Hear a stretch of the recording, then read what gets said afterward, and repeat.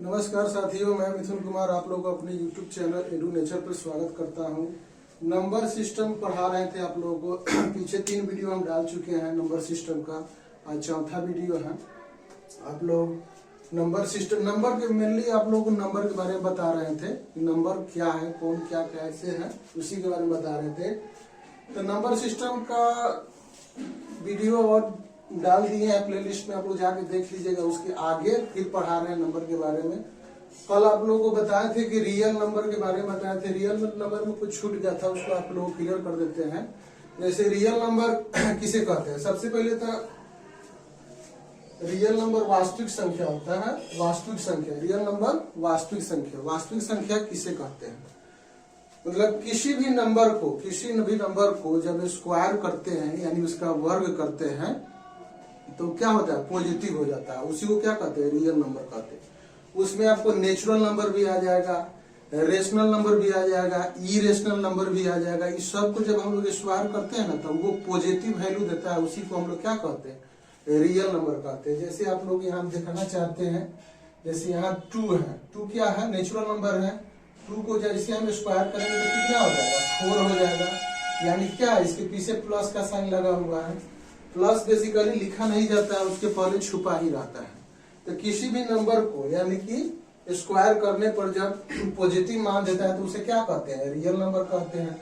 जैसे यहाँ देखिए, यहाँ पे नेक्स्ट एग्जांपल देखिए। जैसे -2 को 2 बार हम लोग जब गुना करते हैं तो जब 2 बार गुना करेंगे तो क्या होता है? +4 हो जाता है।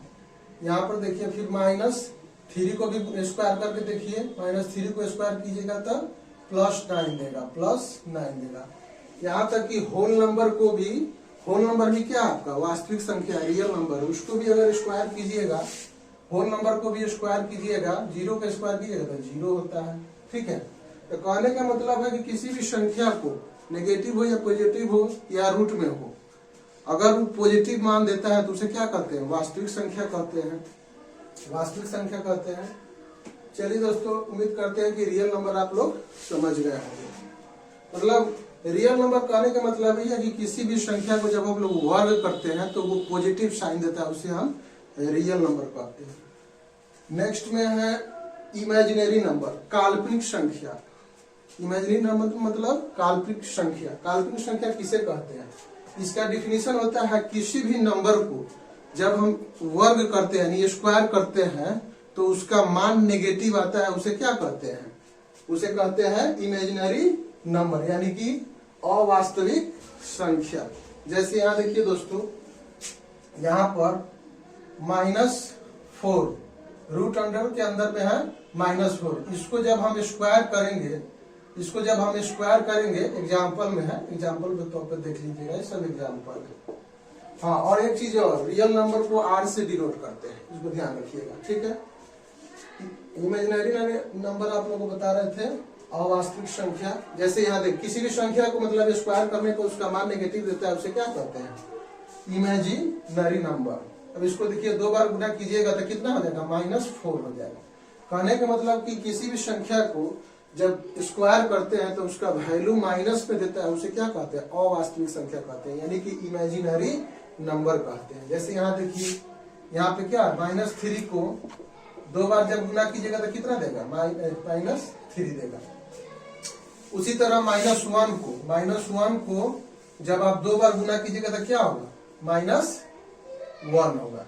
कहने का मतलब है कि किसी भी संख्या को 2 बार जब हम लोग गुना करते हैं यानी स्क्वायर करते हैं, वर्ग करते हैं, तो उसका मान नेगेटिव में देता है, उसे क्या कहते हैं? अवास्तविक संख्या कहते हैं। ठीक है दोस्तों, उम्मीद करते हैं आप लोग इमेजिनरी नंबर समझ गए होंगे, रियल नंबर भी समझ गए होंगे। आइए नेक्स्ट क्या है? नेक्स्ट है अभाज्य जोड़ा। नेक्स्ट क्या है? अभाज्य जोड़ा। अभाज्य जोड़ा किसे कहते हैं? चलिए आप लोगों को बताते हैं। इसको मिटा लीजिए, लिख लीजिएगा, आप लोग मिटा देते हैं, थोड़ा यहाँ जगह नहीं है, लिख लीजिएगा। चलिए, अभाज्य जोड़ा किसे कहते हैं? प्राइम नंबर यानी कि ट्विंस प्राइम नंबर किसे कहते हैं? अभाज्य जोड़ा किसे कहते हैं? तो सबसे पहले प्राइम नंबर आप लोगों को बताए थे कि 2 से शुरू होता है। 2, 3, 5, 7, 11, 13, ये सब क्या है? प्राइम नंबर है। ये सब रेगुलर प्राइम नंबर है। कहने का मतलब है कि 2 से ही शुरू होता है प्राइम नंबर। तो प्राइम नंबर का तो आप लोग को बता दिए कि प्राइम नंबर का डिफिनेशन पिछले क्लास में बताए थे कि वह संख्या जिसका 1 से और खुद से कटे उसे क्या कहते हैं, प्राइम नंबर कहते हैं। ये तो प्राइम नंबर का डिफिनेशन हो गया। यहाँ पूछ रहा है अभाज्य जोड़ा।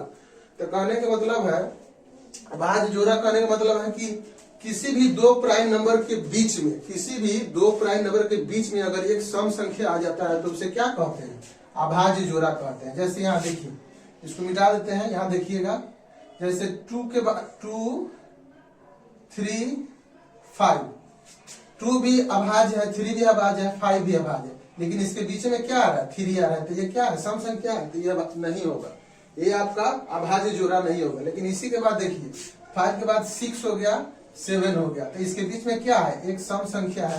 तो इसको 5 और 7 को क्या कहेंगे, अभाज्य जोड़ा कहेंगे। इसको नहीं कहेंगे 2 और 3, 5 ये तीनों जो है ये प्राइम नंबर है। लेकिन अभाज्य जोड़ा का डिफिनेशन होता है कि 2 प्राइम नंबर के बीच में एक सम संख्या आ जाता है, उसे क्या कहते हैं, अभाज्य जोड़ा कहते हैं। जैसे यहाँ देखिए 5, 7 हो गया, उसके बाद में यहाँ पर कितना हो जाएगा 7, यहाँ पर देखिए उसके बाद क्या होगा, यहाँ पर देखिए 5, 7 हो गया, 5, 6, 7, 8, 7, 9, 11 नहीं होगा। देखिए यहाँ पे आएगा 13, 11 और 13। देखिए यहाँ 11 और 13 है ना, इसके बीच में क्या है 12, ये क्या है सम संख्या है। 11 और 30 के बीच में क्या है 12 सम संख्या है। तो ये भी क्या हो जाएगा, अभाज्य जोड़ा हो जाएगा। कहने का मतलब है कि 2 लगातार के बीच में अगर एक सम संख्या आ जाए, प्राइम नंबर के बीच में एक सम संख्या आ जाए तो उसे क्या कहते हैं, अभाज्य जोड़ा कहा जाता है। जैसे यहाँ 5, 6 होगा, 11, 13 होगा। इसी तरह आप लोग देख लीजिएगा, बीच में अगर सम संख्या आ गया 2 प्राइम नंबर के बीच में, यानी क्या हुआ, अभाज्य जोड़ा है। और एक चीज और बता देते हैं आप लोगों का अभाज्य के बारे में। प्राइम नंबर आप लोगों को बताए थे, प्राइम नंबर तो आप लोग जान गए थे प्राइम नंबर का डिफिनेशन। लेकिन बेसिकली जो होता है 1 से लेकर 100 के बीच में आप लोगों को पूछ देता है कि कितना प्राइम नंबर होता है। तो सबसे पहले तो जान जाइए कि 1 से लेकर 50 के बीच में प्राइम नंबर का संख्या जो होता है वो होता है आपको कितना होता है, ये 15 होता है। और 51 से 100 के बीच में कितना होता है, 10 होता है। 1 से लेकर 50 के बीच में 15 होता है, और 51 से 100 के बीच में कितना होता है, 10 होता है। यानी कहने का मतलब कि 1 से 100 के बीच में आपको टोटल कितना हो जाएगा, इसको जोड़ लीजिएगा तो 25 हो जाएगा। तो 1 से 100 के बीच में आप लोगों को क्या अभाज्य संख्या हो जाएगा 25। 1 से 50 के बीच में हो जाएगा 15, 51 से 100 के बीच में हो जाएगा 10, और 1 से 100 के बीच में हो जाएगा 25। इसको भी आप लोग नोट कर लीजिएगा, ठीक है। इसको कॉपी में लिखते जाइएगा, यहाँ मिटा देते हैं, थोड़ा जगह का दिक्कत है, आप लोग थोड़ा कोऑपरेट कीजिए। चलिए, इसके बाद अभाज्य संख्या आप लोग अभाज्य जोड़ा बता दिए। अब प्लेस वैल्यू, प्लेस वैल्यू किसे कहते हैं, संख्या में आता है प्लेस वैल्यू। प्लेस वैल्यू आखिर कहते किसको है, देखिए स्थानीय मान, इसका हिंदी होता है स्थानीय मान। जैसे देखिए कोई भी संख्या अगर आप लिखते हैं, कोई भी संख्या लिखते हैं, अगर आपसे पूछ दे, यहां लिख दिए एक संख्या, आपसे पूछे कि यहाँ 5 का स्थानीय मान क्या होगा, 5 का प्लेस वैल्यू क्या होगा। तो स्थानीय मान किसे कहते हैं, किसी भी संख्या का उसके स्थान का मान क्या होगा। यानी 5 यहाँ पूछे हैं कि 5 का प्लेस वैल्यू क्या होगा, यहाँ पर पीवी के कहने का मतलब होता है प्लेस वैल्यू, पीवी कितना होगा। तो सबसे पहले तो 5 को यहाँ लिख देंगे, 5 को यहाँ लिख देंगे, और इसके बाद जितना रिमेनिंग डिजिट बच गया है, रिमेनिंग मतलब शेष जो डिजिट बचा है उसको 0 में कन्वर्ट कर देंगे। जैसे कहने का मतलब है कि 5 के बाद 1 2 3 4 0 है, इसी तरह 4 0 इसके लगा देंगे, ठीक है। तो कितना हो गया, 5 का प्लेस वैल्यू कितना हो जाएगा, 50,000 हो जाएगा, 50,000। इस तरह से आप लोगों को पूछेगा। इसी तरह से यहाँ पूछ देगा आपको, यहाँ पर बोलेगा कि 4 का प्लेस वैल्यू क्या है, 4 का प्लेस वैल्यू क्या था। 4 का प्लेस वैल्यू क्या होगा, 4 को लिख देंगे, उसके आगे कितना संख्या है 1 2 3, तो 3 0 यहाँ पर लगा देंगे। यही आपका क्या हो गया, प्लेस वैल्यू हो गया, यानी कि स्थानीय मान हो गया। प्लेस वैल्यू मतलब स्थानीय मान। चलिए प्लेस वैल्यू आप लोग समझ गए होंगे। दूसरा है फेस वैल्यू। एक होता है प्लेस वैल्यू, एक होता है फेस वैल्यू। फेस वैल्यू का हिंदी होता है जातीय मान। जातीय मान कहने का मतलब है कि आपका किसी भी संख्या का वैल्यू क्या है, उसका मान क्या है। अगर यहाँ पर हम दे दें, यहाँ पर चलिए बताते हैं, यहाँ पर आपसे पूछ दे कि 8 का फेस वैल्यू क्या है, 8 का फेस वैल्यू क्या है, 8 का फेस वैल्यू क्या है, यानी कि उसका जातीय मान क्या है। तो 8 का फेस वैल्यू दोस्तों जान जाइएगा, 8 का फेस वैल्यू 8 ही होता है। कहने का मतलब है किसी भी संख्या का अगर फेस वैल्यू पूछता है तो वही संख्या हो जाता है उसका आंसर। उसी तरह यहां से आपसे पूछ दे, यहां पूछ दे कि 2 का कितना होगा, 2 का फेस वैल्यू कितना होगा, तो 2 का कितना हो जाएगा, 2 हो जाएगा। उसी तरह यहाँ 7 का पूछ दे, 7 का फेस वैल्यू कितना हो जाएगा, तो 7 हो जाएगा।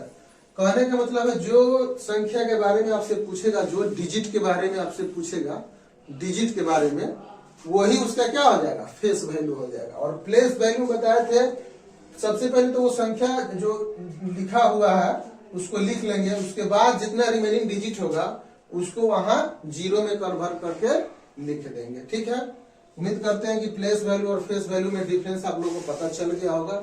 ये अक्सर क्वेश्चन आते रहता है, एग्जाम में भी पूछते रहता है, आप लोग इसको थोड़ा ध्यान दीजिएगा। चलिए नेक्स्ट क्या है, नेक्स्ट है परिमेय संख्या का गुणनफल और योगफल सदैव परिमेय संख्या होता है।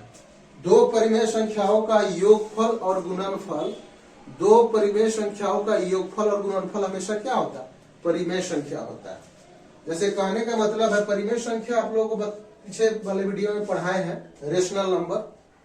कहने का मतलब है जैसे देखिए P/Q के फॉर्म में होगा, उसी को हम लोग कहते हैं परिमेय संख्या। जहां आप लोगों को बताए थे कि where Q naught is equal to 0, जहां Q क्या है, 0 के बराबर नहीं हो, Q क्या है, 0 के बराबर नहीं हो। तो यहाँ क्या कर रहा है कि दो परिमेय संख्याओं का गुणनफल और योगफल हमेशा क्या होता है, परिमेय संख्या होता है, रेशनल नंबर होता है। जैसे आप लोग देखिए यहाँ पर आपको दे दे 5 और क्या 6, दोनों को जोड़ देंगे तो 10, 10 है कि नहीं परिमेय संख्या है, P/Q के फॉर्म में है। कैसे है, इसके बट्टा में क्या हो जाएगा 1, यानी P/Q के फॉर्म में हो जाएगा। एक और आपको दिखाते हैं, जैसे यहाँ देखिए 2 + 3 5 + 3 हो गया। आप दोनों को 5/6 लिख दीजिए, 5/6, इस दोनों का एलसीएम लीजिएगा तो 6 हो जाएगा।